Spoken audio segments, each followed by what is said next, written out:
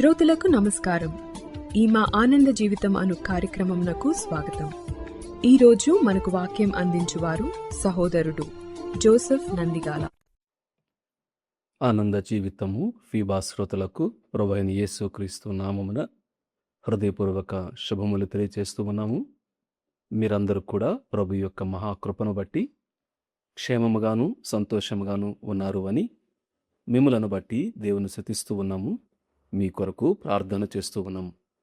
మనము బైబిల్ గ్రంథమును కీర్తనల నుండి ధన్యులు అని వ్రాయబడిన కీర్తనలను వరుసగా ధ్యానం చేయడానికి ప్రయత్నం చేస్తూ ఉన్నాము. గత వారములో శృంగధ్వనుల వినువారు ధన్యులు అని వారి యొక్క ధన్యతను మనము 89వ కీర్తన నుండి ధ్యానం చేశాం. ఈరోజు 94వ కీర్తన 12వ చరణాన్ని మనం చదువుదాం. కీర్తనలు 94వ కీర్తన 12వ చరణం. యెహోవా, నీవు శిక్షించువాడు, నీ ధర్మశాస్త్రమును బట్టి నీవు బోధించువాడు ధన్యుడు. మరలా చదువుతున్నాను. యెహోవా, నీవు శిక్షించువాడు, నీ ధర్మశాస్త్రమును బట్టి నీవు బోధించువాడు ధన్యుడు. చదువుకున్న వాక్య భాగాన్ని దేవుడు దీవించి ఆస్వాదించునుగాక. ప్రియులారా, ఒక ప్రత్యేకమైనటువంటి ధన్యత. సాధారణంగా మనము దీన్ని ధన్యతగా భావించము. కానీ కీర్తనకారుడు తన అనుభవము ద్వారా తను ఉన్నటువంటి కఠినమైనటువంటి పరిస్థితులలో, కష్ట దినములలో, అంతరంగమందు ఎన్నో విచారాలు ఉంటున్నప్పుడు, నెమ్మదైనటువంటి పరిస్థితులు, అర్థం కాని పరిస్థితులు ఉంటున్నప్పుడు చెప్పినటువంటి శ్రేష్టమైనటువంటి మాట ఏమిటంటే, నీవు శిక్షించువాడు, నీ ధర్మశాస్త్రమును బట్టి నీవు బోధించువాడు ధన్యుడు అన్నాడు. ఈ వచనాన్ని బట్టి శిక్షణ అనే మాట కంటే కూడా ఇంగ్లీష్లో blessed is the man you discipline, O Lord, the man you teach from your law అనే మాట ఉంది. కాబట్టి డిసిప్లైన్ అనే మాట క్రమశిక్షణతో కూడింది. అంటే క్రమశిక్షణలో, బోధలో ఉన్నటువంటి ధన్యత మనం అర్థం చేసుకోవడానికి ప్రయత్నం చేద్దాం. మరలా చెప్తున్నాను, క్రమశిక్షణలో ఉన్నటువంటి ధన్యత, బోధలో ఉన్నటువంటి ధన్యతను మనము ఆలోచించడానికి, అర్థం చేసుకోవడానికి, తద్వారా ఎటువంటి పరిస్థితులు అయినప్పటికీ కూడా సంతోషంగా, ఆనందంగా జీవించడానికి మనము నేర్చుకోవడానికి ప్రయత్నము చేద్దాం. సాధారణంగా శిక్ష అనేది, క్రమశిక్షణ అనేది మనకు స్వతహాగా స్వభావరీత్యా మనకి ఇష్టం ఉండదండి. ఎవరైనా గద్దించినా, మన లోటుపాట్లు ఎత్తి చూపినా, ఇంకేదైనా మనను క్రమశిక్షణలో పెట్టినా, అది రకరకాల వాటి ద్వారా, నియమ నిబంధనల ద్వారా కానండి, క్రమశిక్షణలో పెడితే కొంత ఇబ్బందిగా అనిపిస్తూ ఉంటుంది. కానీ బైబిల్ గ్రంథం చెప్పేది ఏమిటంటే, దేవుడు క్రమశిక్షణ చేసేవాడు, నీవు శిక్షించువాడు, నీ ధర్మశాస్త్రమును బట్టి నీవు బోధించువాడు ధన్యుడు అనే మాట. కాబట్టి దేవుడు క్రమశిక్షణ చేస్తాడు. అటువంటి క్రమశిక్షణను అర్థం చేసుకొని దాన్ని అంగీకరించేవాడు ధన్యుడు. అంటే ఆశీర్వదింపబడినవాడు, వాడు సంతోషంగా ఉంటాడు అనేటువంటి భావన ఇక్కడ మనకు కనబడుతుంది. బైబిల్ గ్రంథములో మనకు ఎందుకు దేవుడు క్రమశిక్షణ చేస్తాడు సాధారణంగా మనము ఆలోచన చేయాలి. అదే సమయంలో ఈ కీర్తనలో ఏ సందర్భంలో ఈ కీర్తనకారుడు ఈ క్రమశిక్షణ బోధ గురించి మాట్లాడుతున్నాడో దానిని కూడా మనము అర్థం చేసుకోవడానికి ప్రయత్నం చేద్దాం. సాధారణంగా క్రమశిక్షణ దేవుని ప్రేమను తెలియజేస్తూ ఉంటుంది. అంటే ఏదైనా పొరపాటు చేసినప్పుడు, నేను దేవునికి ఇష్టం కానిది ఏదైనా చేసినప్పుడు నన్ను విడిచిపెట్టకుండా దేవుడు నన్ను క్రమశిక్షణ చేయడానికి, సరి చేయడానికి ప్రయత్నం చేస్తున్నాడు. అంటే దేవుడు నన్ను ప్రేమిస్తున్నాడు అనే అర్థం. అది మనకు హెబ్రీయులకు రాసిన పత్రిక 12వ అధ్యాయము 5-6 వచనాలలో, నా కుమారుడా, ప్రభువు చేయు శిక్షను తృణీకరింపకము, ఆయన నిన్ను గద్దించినప్పుడు విసుకకుము.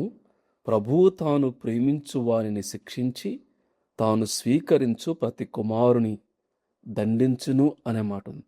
మనము ఆయన కుమారులం కాబట్టి, ఆయన కుమార్తెలము కాబట్టి, దేవుడు మనలను ప్రేమిస్తున్నాడు కాబట్టి మనను శిక్షిస్తాడు. తండ్రి తన కుమారుని శిక్షించినట్టుగా మనలను శిక్షిస్తాడు. కాబట్టి క్రమశిక్షణ దేవుని యొక్క ప్రేమను మనకు తెలియచేస్తూ ఉంటుంది.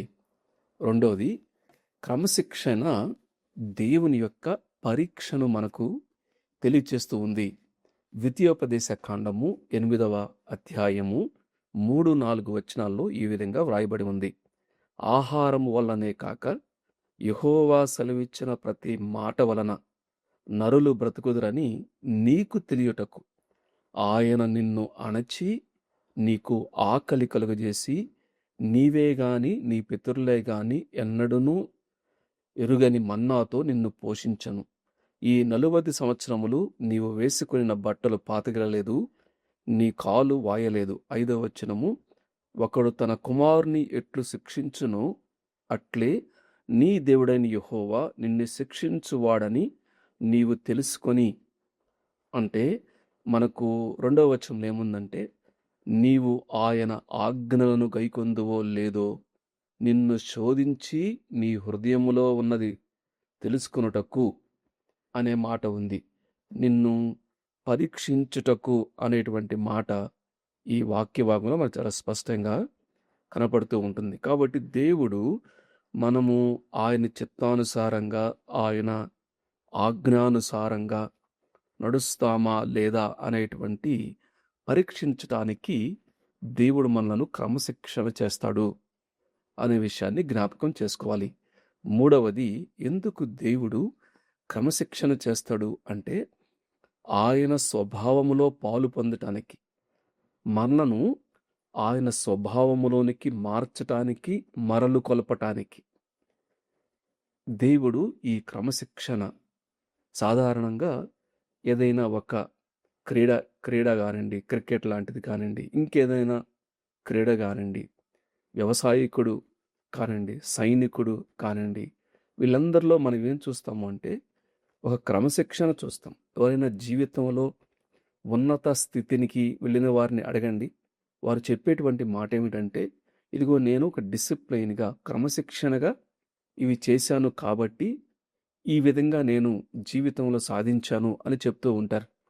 అయితే దేవుడు బైబిల్ గ్రంథంలో ఎందుకు క్రమశిక్షణ ధన్యకరమైంది అంటే, క్రమశిక్షణ ద్వారా దేవుడు ఆయన స్వభావంలోకి మనలను మారుస్తూ ఉంటాడు. అంటే దీనత్వాన్ని, దీర్ఘశాంతాన్ని, విశ్వాసాన్ని, సహనాన్ని, ప్రేమను, ఆయన మీద ఆధారపడటాన్ని, మన యొక్క నిస్సహాయతను, మన యొక్క బలహీనత మనకు అర్థం కావటానికి, తద్వారా దేవుని మీద ఆధారపడటానికి ఆయన స్వభావములో ఆయన యొక్క సాత్వికం, ఆయన యొక్క దీనత్వం, ఆయన యొక్క తగ్గింపు, నేను శ్రమల పాలై దీనుడనైతిని అన్నాడు కీర్తనాకారుడు. శ్రమ కలుగుట నాకు మేలాయను అన్నాడు. శ్రమల ద్వారా సంపూర్ణునిగా చేయుట ఆయన చిత్తము అన్నాడు. కాబట్టి క్రమశిక్షణ ద్వారా దేవుడు తన స్వభావములో మనలను మార్చుతూ ఉంటాడు. 3 విషయాలు నేను జ్ఞాపం చేశాను. నీవు శిక్షించువాడు లేకపోతే నీవు క్రమశిక్షణ చేయువాడు ధన్యుడు. ఎందుకంటే నీవు వానిని ప్రేమిస్తూ ఉన్నావు కాబట్టి, నీవు వాన్ని పరీక్షిస్తూ ఉన్నావు కాబట్టి, దేవుని స్వభావములో పాలు పంపులు పొందటానికి మరల కొల్పుతూ మార్చుతూ ఉన్నావు కాబట్టి ఆయన శిక్షించేటువంటి వాడు ధన్యుడు అనే మాట మనము అర్థం చేసుకోవాలి. రెండవది, నీ వలన నీ ధర్మశాస్త్రమును బట్టి నీవు బోధించువాడు ధన్యుడు అనే మాట ఉంది. కేవలము క్రమశిక్షణ చేయటం మాత్రమే కాదు, ఆయన వాక్యమును ద్వారా దేవుని చేత బోధించబడువాడు. నీవు బోధించువాడు ధన్యుడు. ఎంత శ్రేష్టమైన మాట.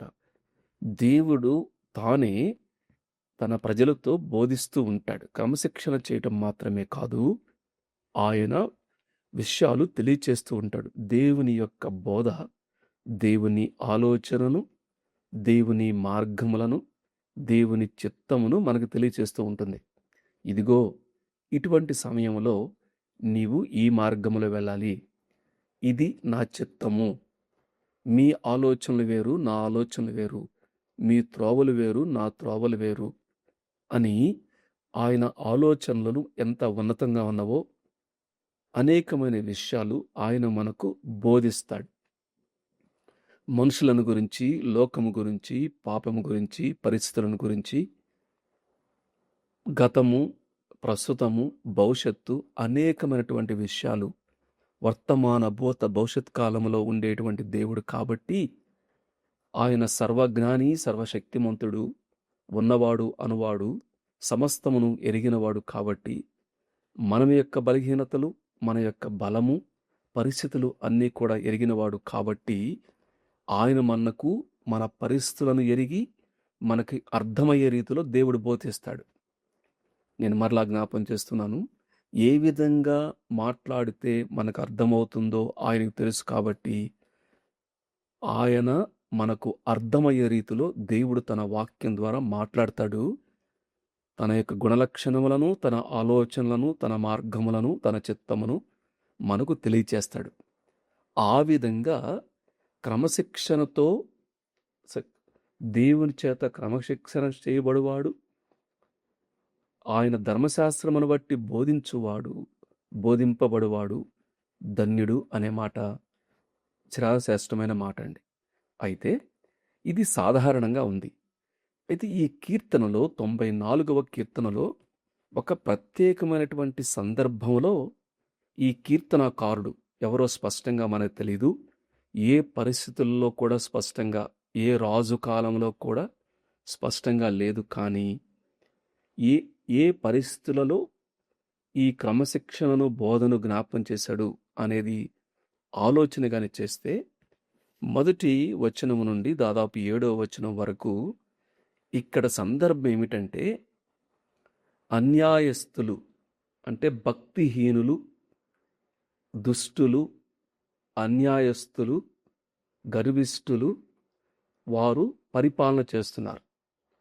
రాజ్యమును, దేవుని ప్రజల మీద వారు పరిపాలన చేస్తూ ఉన్నారు అని 94వ కీర్తనలోనే 20వ వచనంలో కట్టడ వలన కీడు కల్పించు దుష్టుల పరిపాలనతో నీకు పొందు కలుగునా అంటే ఇక్కడ పరిపాలకులు ఎవరైతే మనం గవర్నమెంట్ అనండి, శాసనములు చేసేవారు అనండి, అటువంటి వారు ఒకవేళ ఈ కీర్తనాకారుడు ఉన్నటువంటి పరిస్థితులలో వారు ఏ విధంగా ఉన్నారు అంటే వారు అన్యాయస్తులుగా ఉన్నారు. అన్యాయస్తులుగా, అక్రమము చేసేవారుగా, అవినీతి పరులుగా, అణిచివేసేవారుగా, అబద్ధములను నమ్మేవారుగా, ఇంకా చెప్పాలి అంటే వారు ఏ విధంగా కట్టడలు, శాసనములు చేస్తున్నారు అంటే అన్యాయం చేయడానికి తమ సొంత ప్రజలను నష్టం కలిగించేటువంటి కట్టడలు, శాసనములు చేస్తున్నారు. అది మనకు చాలా స్పష్టంగా ఉంది. కట్టడ వలన కీడు కల్పిస్తారు. ఈ పరిపాలకులు ఏం చేస్తున్నారు అంటే వారు చేసేటువంటి శాసనములు తమ సొంత ప్రజలకే కీడు, నష్టము, అణిచివేత, అన్యాయము కలుగజేసేటువంటి శాసనములు చేస్తూ ఉన్నారు అన్నారు. నిర్దోషులను దోషులుగా తీర్పు తీర్చి మరణము విధిస్తూ ఉన్నారు. అటువంటి పరిస్థితులు ఇక్కడ ఉన్నవి. 21వ వచనంలో దోషులని నిర్దోషులకు మరణము విధించుదురు అనే మాట ఉంది. వారు గర్విష్ఠులుగా ఉన్నారు. తాము చేసేటువంటి దుర్మార్గత అయినప్పటికీ, అన్యాయం అయినప్పటికీ, అయితే వారి గర్వమును బట్టి అతిశయిస్తూ ఉన్నారు అనే మాట ఉంది. ఇంకోటి ఏముందంటే వారు భక్తిహీనులైనప్పటికి కూడా ఉత్సహిస్తూ ఉన్నారు, అందులోనే ఆనందిస్తూ ఉన్నారు, అందులోనే వారు బింకములాడుతున్నారు, అంటే అతిశయపడుతున్నారు. గర్విస్తూ ఉన్నారు, డంబంగా మాట్లాడుతున్నారు, కఠోరమైన మాటలు వదరుచు అన్నాడు 4వ వచనంలో. వారు వదరుచు కఠోరమైన మాటలు పలుకుచున్నారు అన్నాడు. అట్లానే ఇంకా నలగొట్టుచున్నారు ప్రజలను. వారు నీ ప్రజలను నలగొట్టుచున్నారు, బాధించుచున్నారు.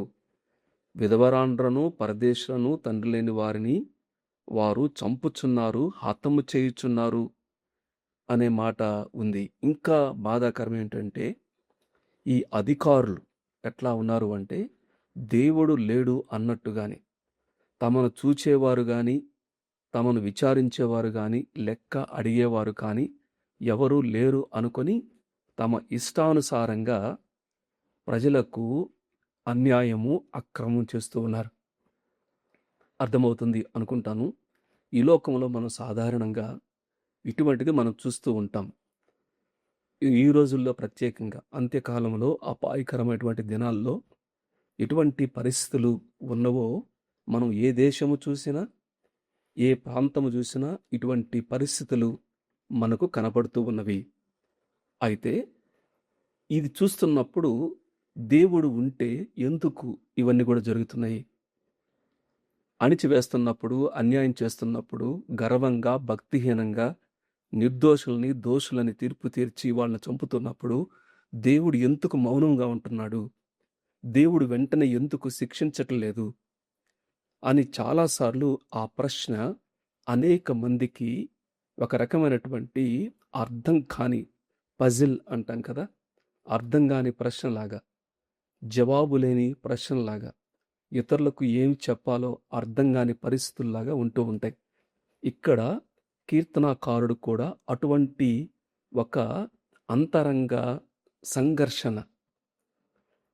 ప్రభువా, ఎంతకాలం చూడండి ఈ మాటలు 3వ వచనంలో యెహోవా భక్తిహీనులు ఎంతవరకు ఉత్సహించుదురు, భక్తిహీనులు ఎంతవరకు ఉత్సహించుదురు. ప్రశ్న ఏంటంటే హౌ లాంగ్? ఇదే ప్రశ్న అనేక మందికి మనసుల్లో చాలా తొలుస్తూ ఉంటుంది, చాలా ఇబ్బంది కలుగజేస్తూ ఉంటుంది, నెమ్మది లేకుండా కలుగజేస్తూ ఉంటుంది. కొంతమంది ఇది అర్థం చేసుకోవడం చేతకాక దేవుడు లేడు అనేవాళ్ళు కొంతమంది, లేకపోతే దేవుడు ఉన్నా కూడా ఏమి చేయడలే అనేటువంటి ఆలోచన చేసేవారు కొంతమంది, మరికొంతమంది తమ చేతుల్లోకి అధికారం తీసుకోవడానికి ప్రయత్నం చేసేవారు మరికొంతమంది. ఈ యొక్క విరుద్ధమైనటువంటి పరిస్థితులలో ఏమి చేయాలో అర్థం కాక రకరకాల ప్రతిస్పందించే వాళ్ళు మనకు కనపడతారు. అయితే 94వ కీర్తనలో కీర్తనకారుడు ఇటువంటి పరిస్థితుల మధ్య ఏమన్నాడు అంటే, నీవు శిక్షించువాడు, నీ ధర్మశాస్త్రమును బట్టి నీవు బోధించువాడు ధన్యుడు అన్నాడు. దీన్ని అర్థం చేసుకోవడానికి ఇటువంటి అన్యాయము, అక్రమమైనటువంటి పరిస్థితుల మధ్య 3 విషయాలు మనం ఇక్కడ అర్థం చేసుకోవాలి. నేను క్లుప్తంగా జ్ఞాపం చేస్తాను. 1, మనకు అర్థం కానంత మాత్రాన దేవుడు మౌనముగా ఉన్నట్టు కాదు. మేఘములు సూర్యునికి కొంతసేపు అడ్డు వచ్చినంత మాత్రాన సూర్యుడు లేనట్టు కాదు, సూర్యుడి ప్రకాశము తగ్గిపోయినట్టు కాదు. కొంతకాలము అన్యాయస్తులు, అక్రమస్తులు, దుష్టులు, భక్తిహీనులు ఇష్టానుసారంగా ప్రవర్తించినప్పటికీ కూడా మనం ఒకటి అర్థం చేసుకోవాల్సింది ఏంటంటే దేవుడు, దేవుని కాలము. ఇక్కడ ఏమంటాడు అంటే దేవుని గురించి భూలోక న్యాయాధిపతి అన్నాడు. 2వ చరణంలో భూలోక న్యాయాధిపతి, ప్రతీకారము చేయు దేవా. దేవుడు, మనం ప్రతీకారం చేయకూడదు, కానీ దేవుడు ప్రతీకారం చేస్తాడు. 2వది ఆయన భూలోక న్యాయాధిపతి అనే మాట. ఇంకొకటి వినేవాడు. 9వ వచనములో చెవులను కలుగజేసిన వాడు వినకుండునా.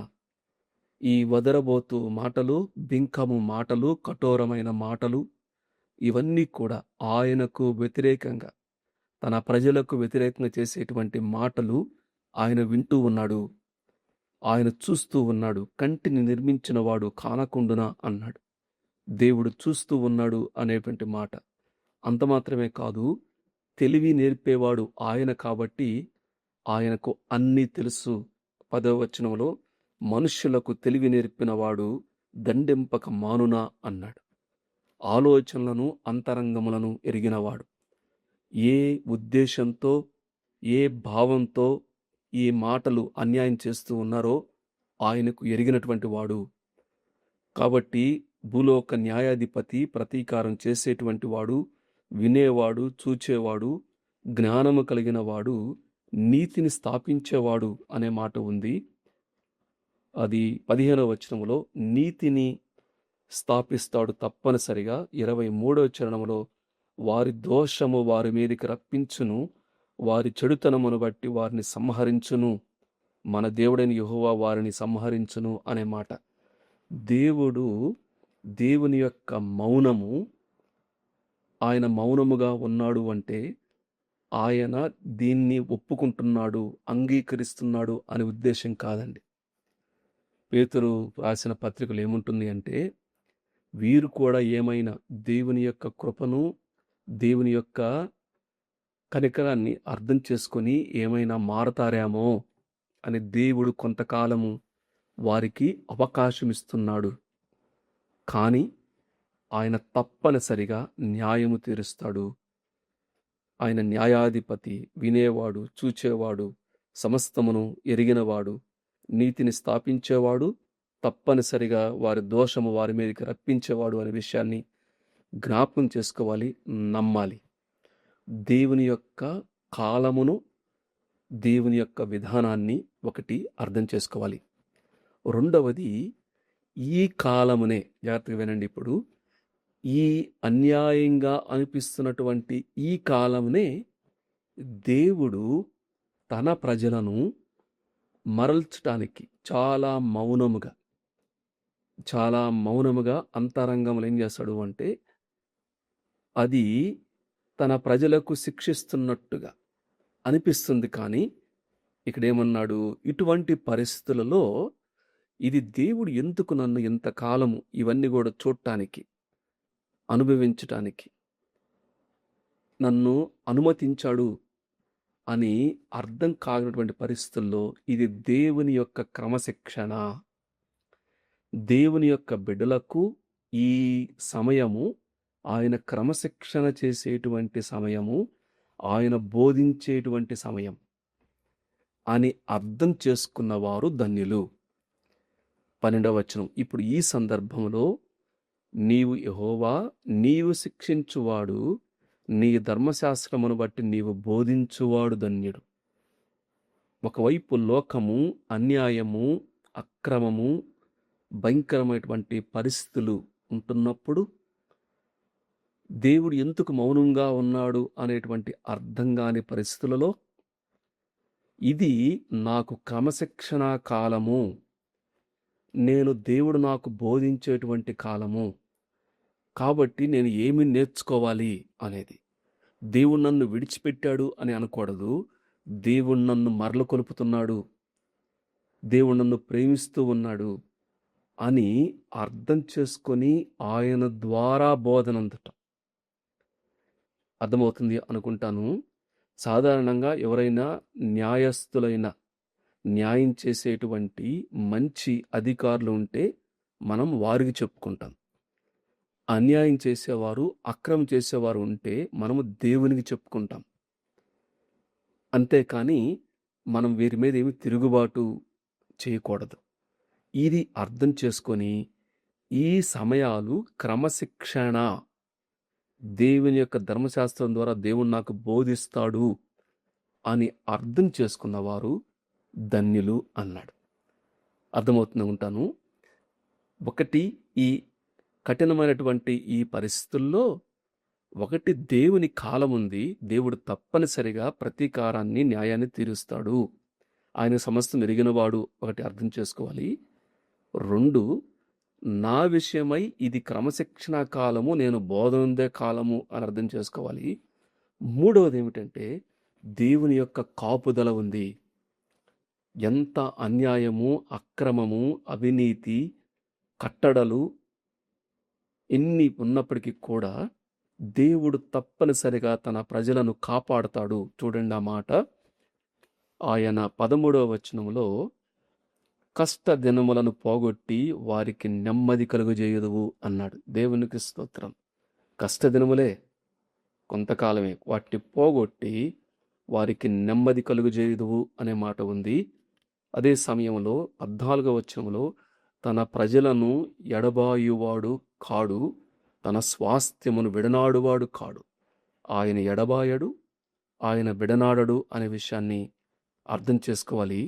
16వ వచనంలో ఆయన నీ పక్షముగా లేస్తాడు, నీ పక్షముగా నిలబడతాడు అర్థం చేసుకోవాలి. 17వ వచనంలో సహాయము చేస్తాడు అనే మాట.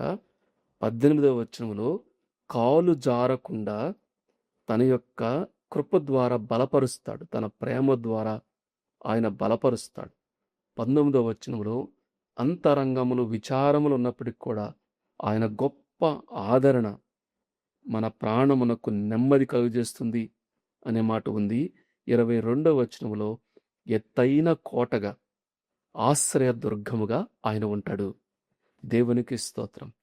3 విషయాలు మనం జ్ఞాపం చేసుకోవాలి. ఈ అణిచివేత, నలగగొట్టబడటము, అన్యాయము, అక్రము, అర్థం కాని పరిస్థితుల మధ్య 3 విషయాలు అర్థం చేసుకోనండి. 1, దేవుని యొక్క కాలము, దేవుడు ఎవరు, ఆయన కాలము తప్పనిసరిగా ఆయన తీర్పు తీరుస్తాడు, న్యాయం తీరుస్తాడు.